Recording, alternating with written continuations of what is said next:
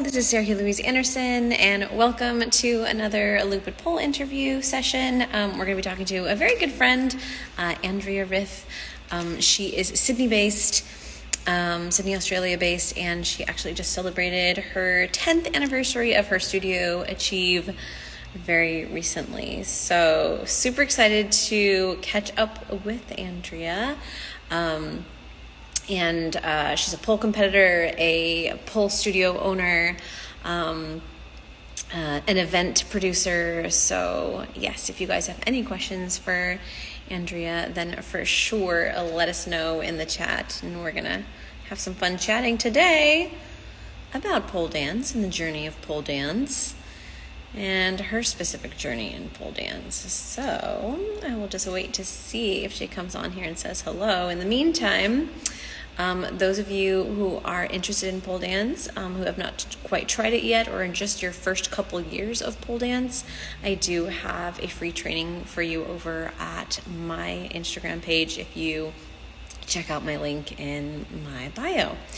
And hi, Andrea, I see you have joined. Just go ahead and request to go live with me here, and I will add you on and we'll get started. If you guys have any questions about pole dance for us today, then you will have a captive audience. You have us here for the next little bit of time. So pick our brains if there are questions that you have. Let's see here. Let's see if I can request. There we go. Again, we are here in the Lupit Poll Instagram doing our interview for the day. Hi, Andrea. How's it going?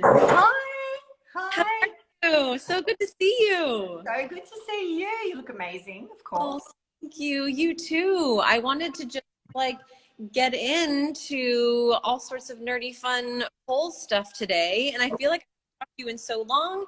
How are you? How's the studio? Happy 10th anniversary. Thank you. Yes, 10 years. Where did that go? It's crazy. It's great. It's like vanished. Yeah, I know. Yeah, well, talk to me a little bit about how the studio's doing. I know as for the fellow studio owner, going through the last few years has been such a roller coaster. It's been rough. It's been rough, not gonna lie. Yeah. Yeah, I mean, definitely glad to be on the other side of it. Like it's fine. It feels now like we're finally starting to get back into that rhythm again. But I have to be honest with you, that's only been over the last sort of couple of months that I've started to feel like people are feeling, comfortable with doing, coming back into pole and changing their mentality and their headspace around things. But yeah, the last 2 years were really, really tough for studio owners. I think mainly for me, you lose that, like, we're as a fellow studio owner, we have this community around us, and for studio owners, we do it, not because we want to become millionaires. We do it because we just love, not just pole, but we love to share, and we love the people that are around us, and we love to see people be incredible and amazing. And, the last couple of years, that was completely ripped from us. And I really felt that loss without my students and without my community. And for me, teaching and seeing people achieve is what fills my bucket. And I just lost that. And so all of a sudden I lost my purpose. I lost my way. And it was mentally, really emotionally tough, really, really rough. I feel like so many people can relate to that, and especially, the students lose that community. And to us, yeah, like think of how we even came. Like we came to be studio owners because we wanted to always wake up in the morning and say, I today and see my friends. You know what I mean? And then, yeah, as you're saying, like so many times in the past, you're on your way to studio and you're like, oh, I have to teach all these classes. And then, during the pandemic, you were like, oh my God, what I would give, like go to the studio to see all students and my friends like kicking butt today. Yeah. Is, yeah, like you know, we set up our lives. We very purposely set up our lives that studio in our experience, right? Yeah. I mean, you know, I learnt some lessons. Obviously, yeah, you know, there are times when you sort of do that and you're like, oh, I've got to go to the studio and I've got to do this and I've got to do that. I'm very grateful for that now. I think you know, I just, it really forced me to sit down and be like, I'm so lucky to do what I do and to have this stuff around me. And you know, also, you know, I know a lot of small business owners. I'm part of a business coaching group. And so, yeah, we talk. And I think that the pole community is so unique in that respect that and a lot of studio owners had the same kind of conversations, that our community, they waited, they were there for us. And I had students that joined me online. I had students that continued to pay memberships because they were like, we want you to come out the other side of this. And then when we reopened, even though the second time people were a little bit slower, they came back and they were there for us and the support, and they were so genuinely happy to be there. And so I think as a community and studio owners and business owners, we're very lucky to have that, because I know a lot of other small businesses did not have that. And it was just like this big happy family, like coming back together. And yeah, I think we've all learnt to be a little bit more grateful, I guess, and not be so I don't know, like life can change like that, right? So you've really, it taught us to kind of appreciate what we have, live in the moment, and stop and be grateful for what we have and not take things for granted. So I feel like the dynamics has changed a lot. Like a lot of the students came back with a refreshed love for the studios and for us and for what they had, because it was just taken away. Yeah. Yeah. Speaking of, let's talk a little bit about maybe someone who is out there right now who has taken a long break from pole. Now that so many of us have kind of like experienced that really firsthand, do you have any advice for people who are maybe seeing this interview today and maybe they've been out of their pole practice for 2 years, or they're trying to find a way back to their community, back to just pole dancing in general and their fitness? Like what tips and tricks would you have for them? Yeah, definitely seeing this, saw this a lot. So I'm going to call them my OGs, I guess. You know, the students that have been with me since I opened sort of 10 years ago, a lot of them, yeah, did kind of fall off a little bit. And the conversations I've had with them were like, it's hard for us to come back because, you know, there's been an influx of new people that have started. And so they're coming back into the studio. Their skill sets are not where they were. You've got this new group of people that have come in and they're feeling a little bit rattled by that. And so you're seeing them come in, go out, come in, go out.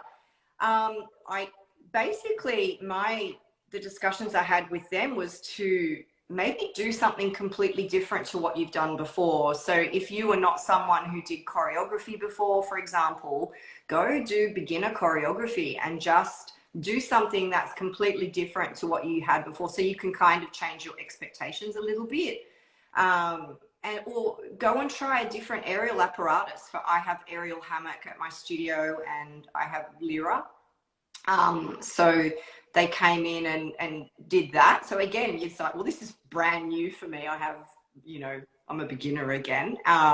That's good. And then I introduced an inverts clinic just to sort of go back to basics. And all of a sudden, my OGs came back. And I had anticipated, it was bizarre because I was like, oh, you know, these is going to be great for the beginners that are wanting to learn how to invert. No, it was the OGs that came back. They were like, we want to recondition ourselves. We want to go back over the basics and we want to go back over the techniques. So yeah, I think it's about, you know, throwing everything out and going, you know what, the last 2 years I've done nothing. Lower your expectations a little bit and then be like, I'm just going to try something completely new. And then it's fresh. And then go back and revisit the basics. Go back and go, I used to love doing beautiful, pretty spins. So go back and do those beautiful, pretty spins and feel good about your movement. Like that's, I have to be honest with you, that's what I had to do. Like when I, just prior to, in 2018, I won the International Pole Championships. Like I was at my strongest, I was at my fittest, like, you know, and I look back at some of those videos and I'm like, wow, I used to be able to do that. And then 2019, my mum was sick and she passed away. And so I took 2019 off, like I just needed to be with my mother. And then 2020, obviously 2021, where locked down. And I, even though I had access to a studio, I didn't train because I just didn't want to be in that space. So I didn't train. And so, yeah, I come back. I was in the exact same boat where I'm like, I used to do this, I used to do that. I can't do any of that anymore.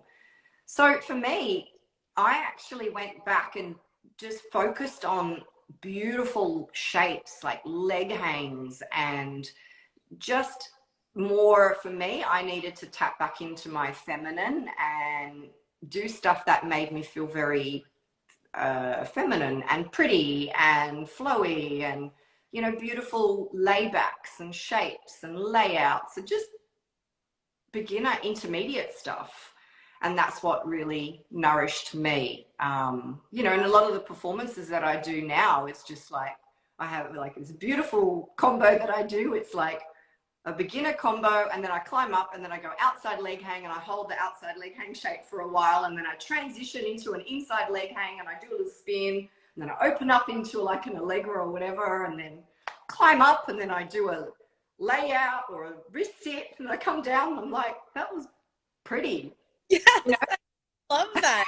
Because I just love it, because I think when you are, you know, you get to that really elite place in pole, and that elite mindset, and about innovation and being different and all of that, like leg hang, outside leg hang, inside, like it all just literally gets forgotten that it's like special.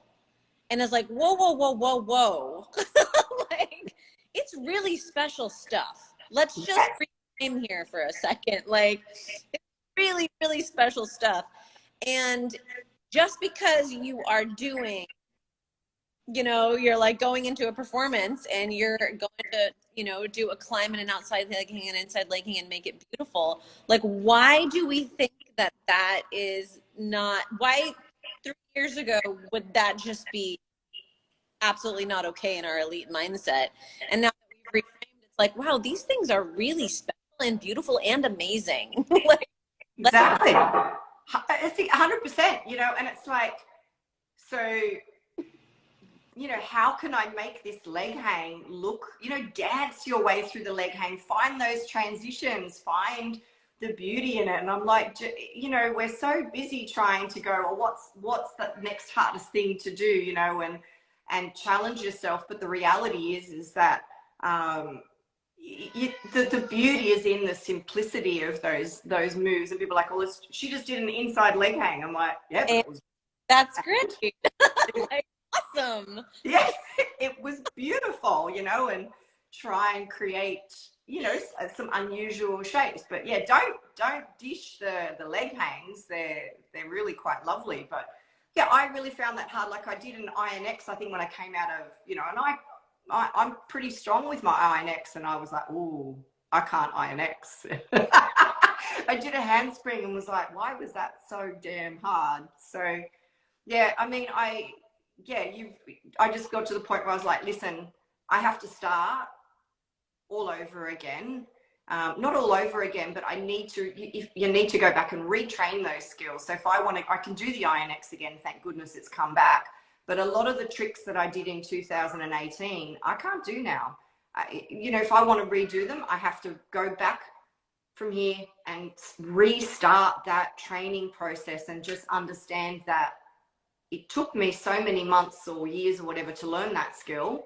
It's not going to take me the same amount of time, but I need to focus on it and just restart that training process. And so, yeah, for anyone, I think just come back, maybe go down a couple of levels, like go back and do the intermediates. If you're at an advanced level, go back and do intermediate and work on your other side, and work on stylizing your climbs and your transitions, and reduce the number of hand placements that you do, and then video it and go, that looks beautiful, you know? Yeah. So much. And also I love your advice about like come into it with it to completely fresh. Like maybe if for your thing, or if dance movement was your thing, like maybe go to beginner classes, maybe some of that other aspects of what you didn't cover a lot, so that you can really put yourself in that beginner mindset. It is true that the expectations are the things that make it hard, right? We have these expectations, like you go into a class, like I should be able to do this. But whereas if you go back to something that maybe hadn't focused on in the past, you say to yourself, I've always been a beginner at this, like let's be a beginner. And somehow you give yourself permission to have beginner's mindset, which is such a special place to be. Because I mean, think back on your pole training from the very beginning. The reason why we even stuck with it and got to an elite level was because we were having a really good time, right? And it was and we did the first time around. The first time around, we celebrated our first inverts. We Exactly. celebrated our first deadlifts. We celebrated all those things. Why can't they be celebrated now? Like, Yeah, now you're like, I used to be able to do this. Yeah, exactly. It's exactly right. It's like, well, I used to be able to do this. And so instead of celebrating it, you beat yourself up and go, well, I used to be able to do this and now I can't, so I'm shit. No, that's not it at all. And I agree with you 100%. Like, and you forget what it's like to be, like I did, like I started learning salsa in 2021 and I was like, oh my, this is what it feels like to be a beginner and to not, and to be looking, but I don't look great. And then watching that progression and celebrating in the way that I look like I actually know what I'm doing. There's something fantastic about being a beginner. And anyone who's, and I think there's this thing, and I think it's just a across the board mindset for a lot of people. It's like we come into new things thinking like, if I'm not immediately good at this, then it's silly for me to do. And it's like, okay, rewind, hold on. Like, I know, you're around the same age as me. It's like, no, I'm not. You're way older. Funny. I wish I was around the same age as you. Pretty close. I'm getting up there. I'm so now I'm 50 in a year and a half. Oh my God, you're so amazing. I knew you were older, but wow, you go, girl. Listen, in my 40s, it's like all of a sudden I'm like, wait, why are we here on this earth? Are we only here because we're supposed to have the experience of doing things that come to us very easily? We happen to be good at them, so that's why we get to do them. Like, but I want to do so many other things. I have so many other experiences in my life. Like, if I always came up to something and was like, well, I'm not really good at that, let's forget that, then like, oh my gosh, there's so much to miss out on. Being in that beginner mindset means that, in fact, it's probably one of my favorite places to be, because it means that you go like your gains are so big at the beginning, and there's so much celebration, and those gains are so big. Like, you're coming in with no expectations as a beginner, and then when you look back at the fun that you're having, and all of a sudden you see the work that you put in, you're like, wow, that's really great. It's really about the process. It's not about hitting that place of you will be good when, or you will be satisfied when. There is no such thing. No, and the other thing too, that what I think too is that we forget, like exactly what I had said just then. So as a beginner, we go like this, right? And it's satisfying, and it can be a little bit addictive as well. And then suddenly we're here, right? So when we hit sort of our advanced levels, you sort of potter along like this, and you feel a little bit like I've plateaued. A lot of people, if you're used to this is very uncomfortable. For a lot of those people that are trying to get back into pole after having the 2 years hiatus, I think it's nice, because for me, for example, I was able to go back and go, it was humbling for me to try that INX and go, wow, that was really kind of hard. And it's humbling because it helps you remember how hard you worked for that particular skill. And so it helps you appreciate that process even more. So I think, yeah, take a bit of a step back and remember that we worked hard to achieve that particular thing. So go back and try it, you know, work on it, you will achieve it again. So it helps you appreciate what you were able to do. And also, you know, when you're at that plateau stage, again, it can be a little bit mentally challenged, but then you sort of look at it and go, all right, this is what I do anyway. It's like, what are my weaknesses? So for me, I remember in 2014, I think it was, my weakness was heels, for example. That was just not something that I was very good at. And so I recognized that, and I was like, all right, what can I do to improve my movement and the way I move and the way I feel and the way I project? And that was adding heels. And so I entered Miss Pole Dance New South Wales, just because, and then I got in and I was like, oh shit, I need to learn how to dance in heels. And You that was good under pressure. yeah, I do. Yeah. So it was just something so completely fresh. So I was like, you know, I think you have look at where you're at and watch yourself and go, okay, well, I don't really like dynamic tricks. I don't do a lot of that. So I'm going to challenge myself and I'm going to go and I'm going to learn a flip, or I'm going to learn a faster spin. Or you might be like, well, you know, I'm a little bit rigid. What can I do to smoothen up my flow a little bit, you know? Or I move really, really quick. What can I do to slow down? Or I move really slow. What can I do to speed up? So, you know, there's always something that you can do to improve. Yeah, and I love it when I'm like talking about that plateau to my students. I was just talking about them recently, and it's so I'll told them like, listen, it's really fun because you get that big things that are happening. Then you get here, but what's so cool about being here is that you have no idea that while you're moving from point A to point B in the plateau, you have no idea about this. I have to remind you what's happening. So many things are happening in the underbelly here as you're moving across that all of a sudden you're going to get to a point where your skill set all comes together and several things get unlocked all at one time. Yep. That you did not think. Like all of a sudden you'll go into training and my students always joke with me about this, that I know where they are. So it's like, even though they think they've been stagnant, yeah, one day they'll ask like, oh yeah, I wonder about an aerial invert. And I'm like, oh, you can do that today. And they're like, what?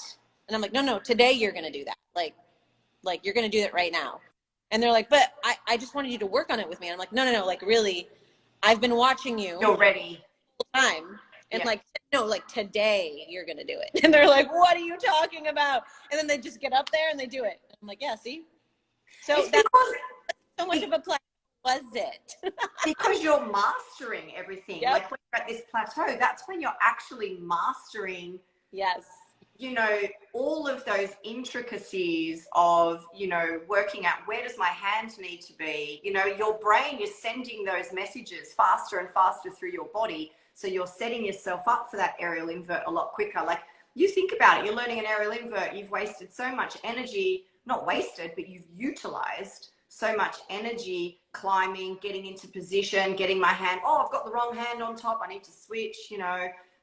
We are very inefficient when we start to learn things. So in this plateau is when we become more efficient, where we master those skills, where the next thing you know, on that day when she did her aerial, he or she did the aerial invert, was you knew, because it's like, yeah, I'll climb up, boom, I'm in position, I've got enough energy now to do the aerial invert, whereas before I've used up all my energy in the climb and the setup, and then by the time I invert, I'm like, whew, down.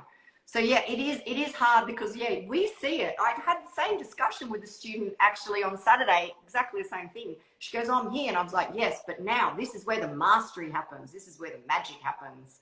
And then suddenly, yeah, you're right. It's so true. Every time then the students in this, I'm always trying to remind them, I'm like, let me remind you that it's going to be like this soon, but it's not really actually like this. Can we remember that this happened? Like, yeah. So, but yeah, you know, easier than said than done. It's so easy to see from the outside, right?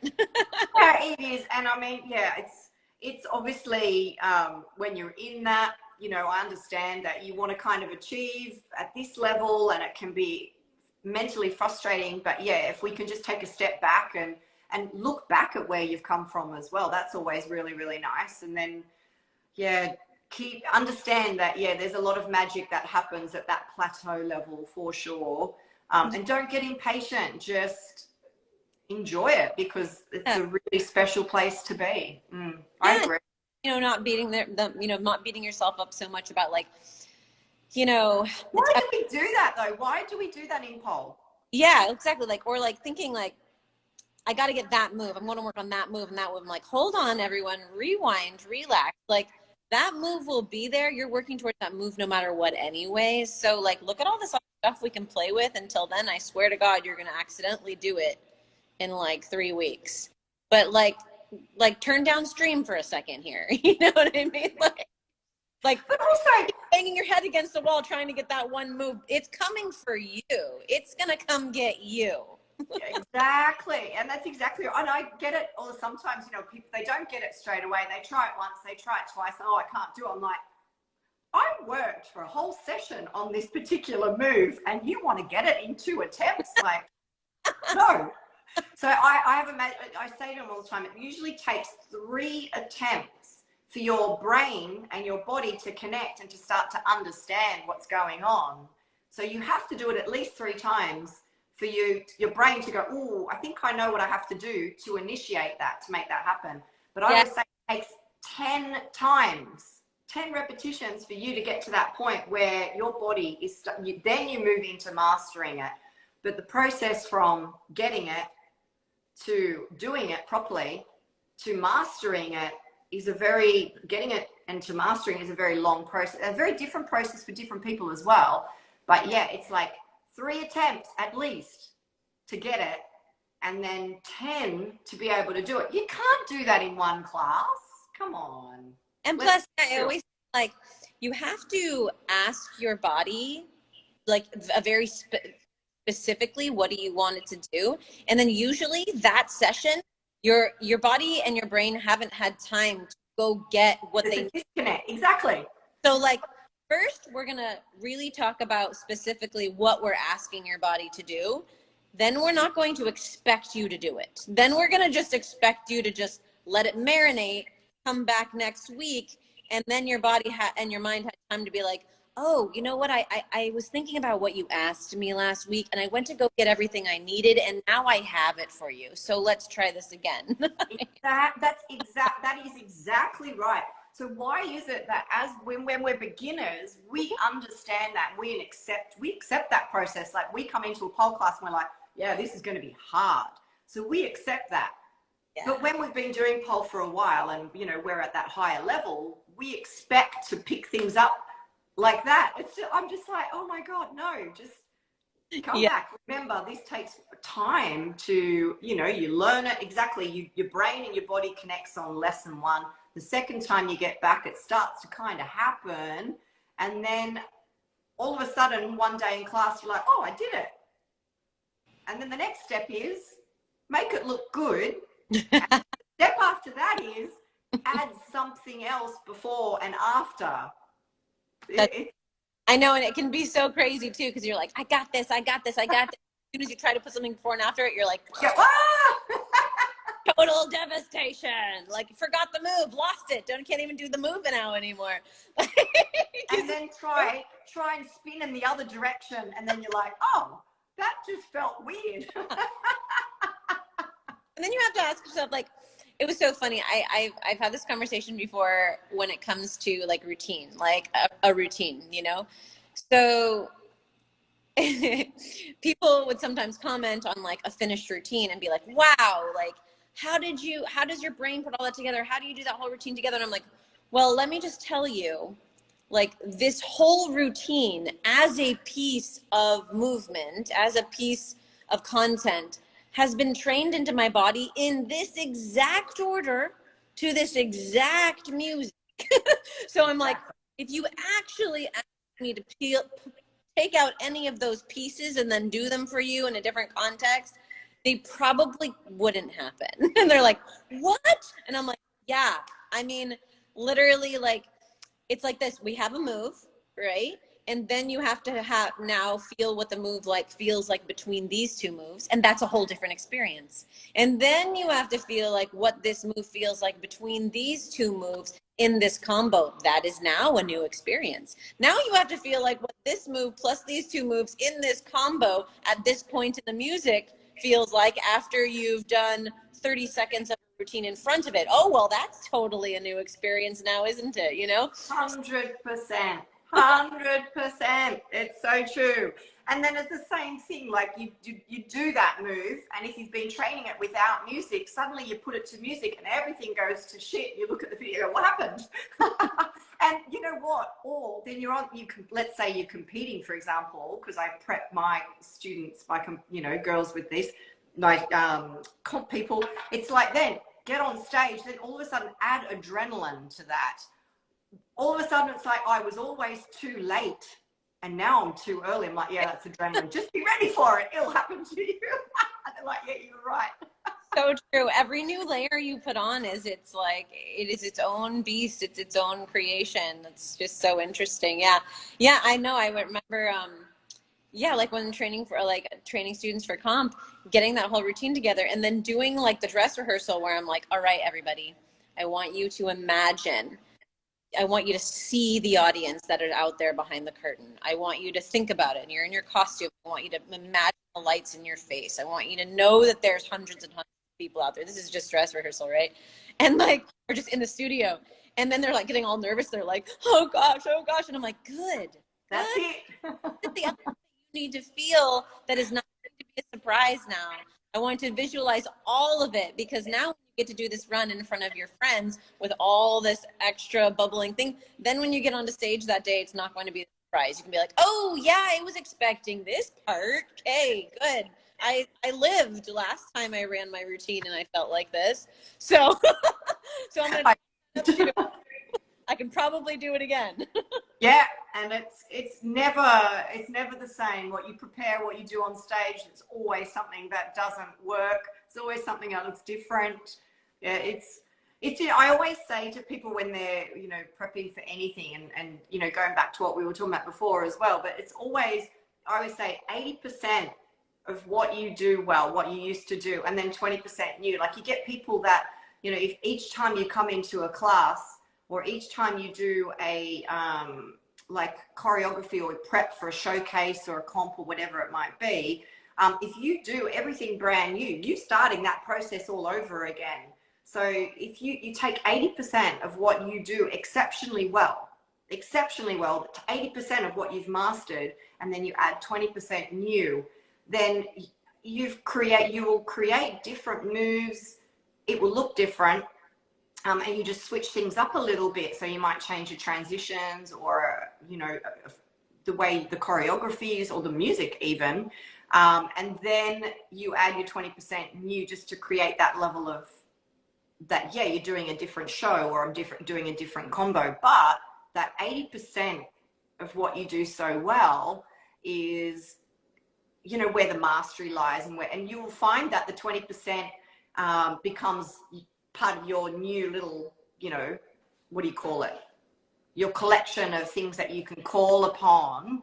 And that's old faithfuls. They get added to your old faithfuls after you use them. That's right. And then it becomes part of your 80%. And that's where it comes up, all the time. But you get these people that come in and I'm like, why are you doing a brand new routine? Why did you switch up all your combos?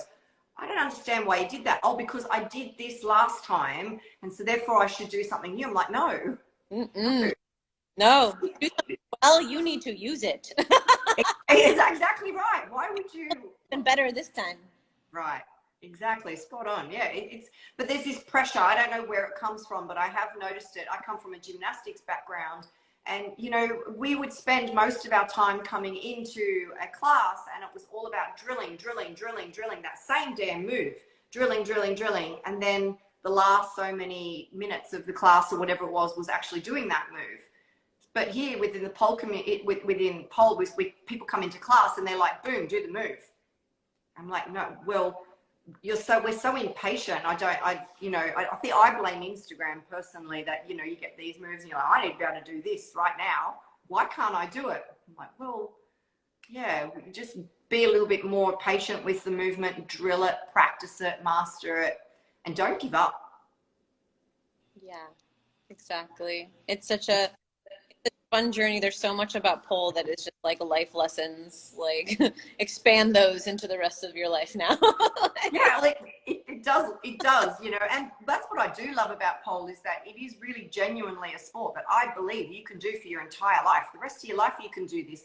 I don't think there are many other sports out there that provide that to us.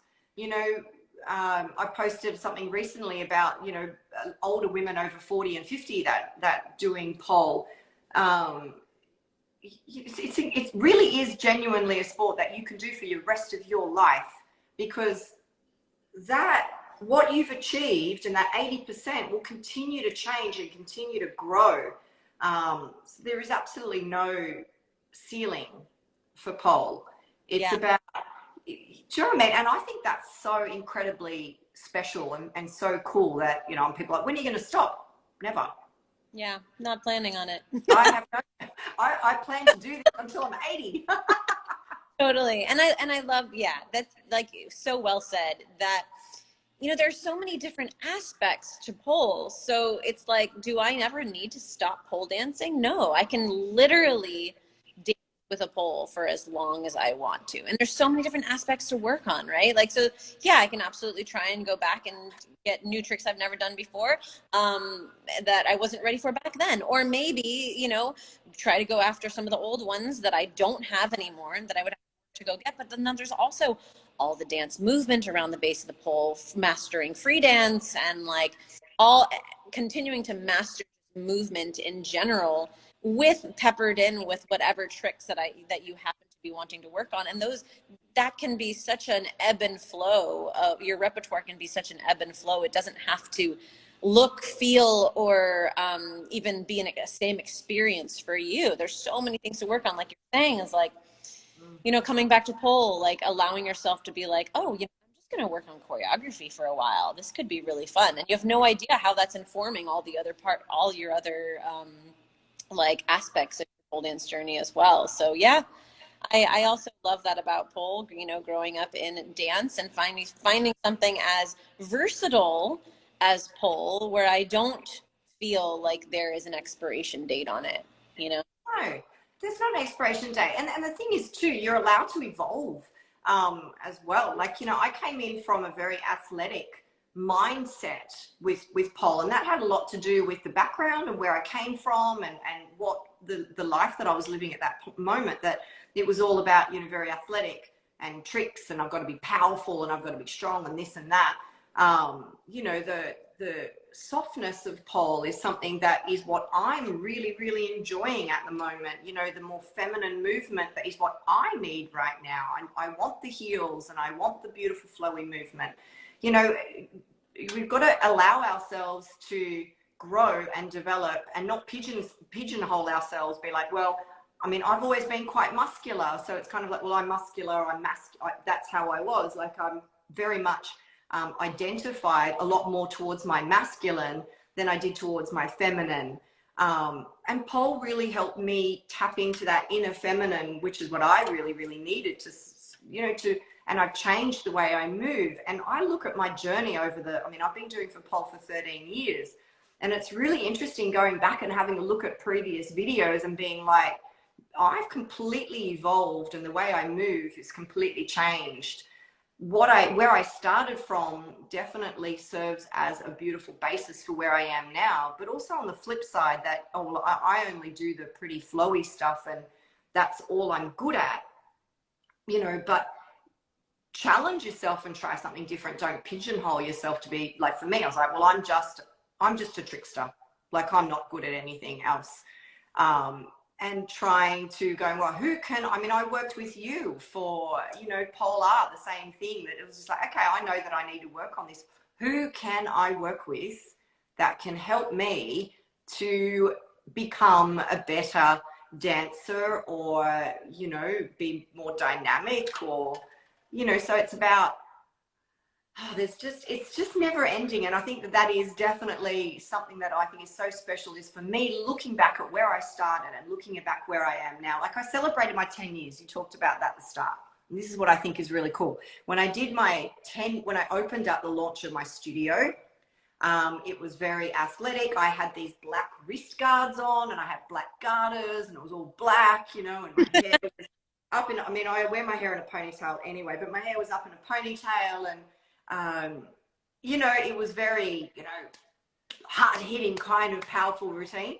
And then when I did my 10-year showcase, I just did a peacock in my hair. When I did my 10-year showcase, I was like, I'm in a different place right now. Very, very different place. You know, and I had white feathers, and I did this beautiful song to Feeling Good. And I was like, wow, this is really cool to kind of look back and be like, this is where I started.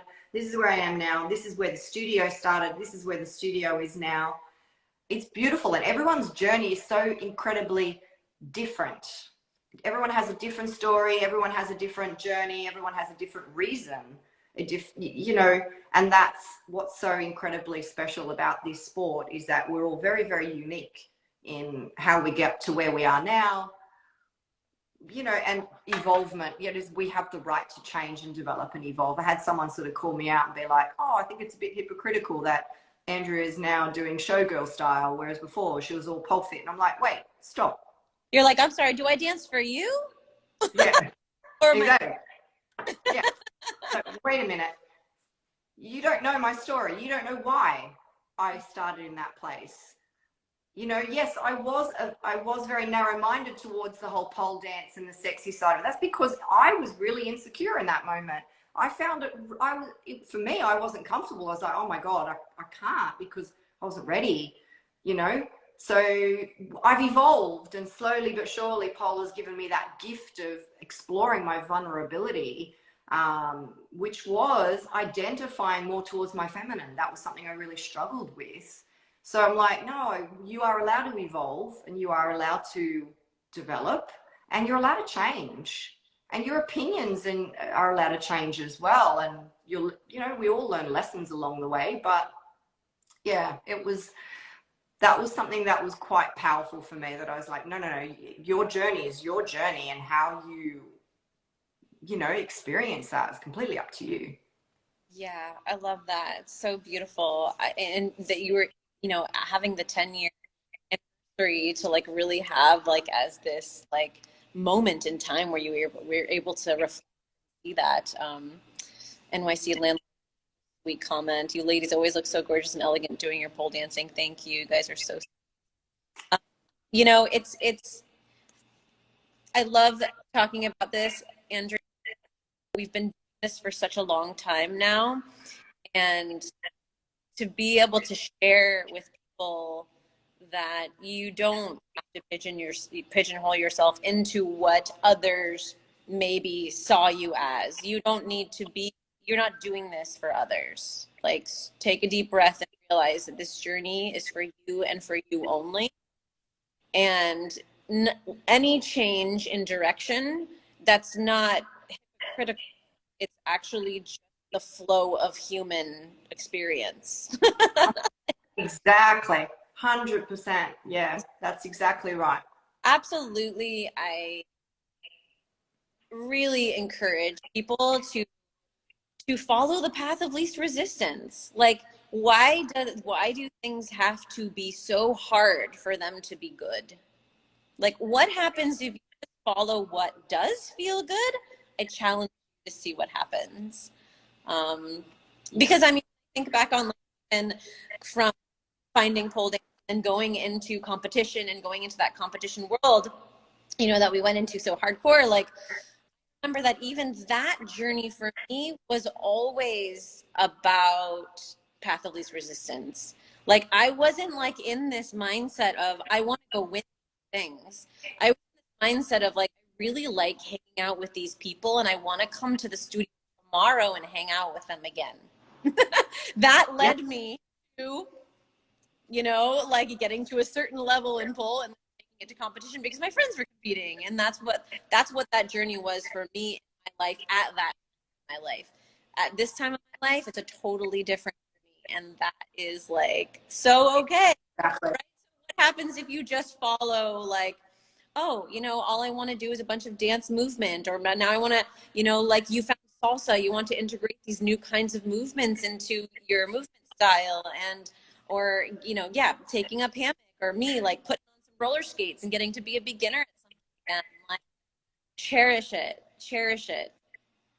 I love it. 100%.